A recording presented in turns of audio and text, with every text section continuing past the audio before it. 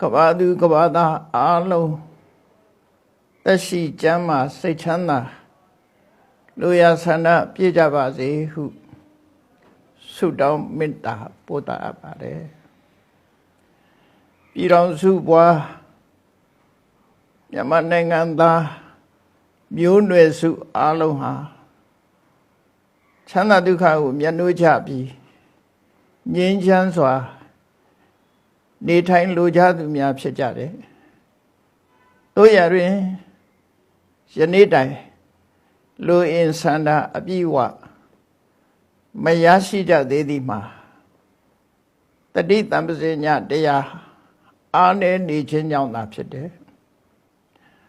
တတိတံပစေညကိုတိုးမြင့်လေ့ကျင့်ပြီးမလုံးတဲ့နာကိုရှောင်လုံးတဲ့နာကိုအကောင်းဆုံးဖြစ်အောင်လှုပ်ဆောင်ကြရပါမယ်သို့မှသာမိမိတို့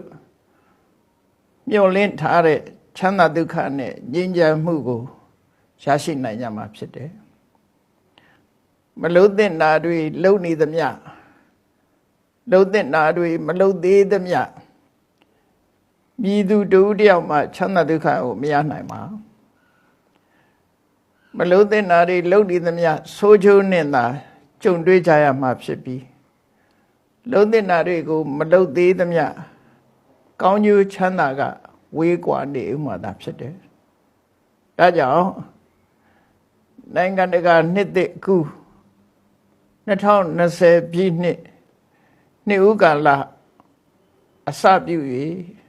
တတိတံပစေညတရားလက်ကင်ထားကအတ္တအကျိုးပရအကျိုးနိုင်ငံအကျိုးဝါတိုးအောင်ဆောင်ရွက်ကြပါလို့မေတ္တာပြုတိုက်တွန်းအပ်ပါတယ်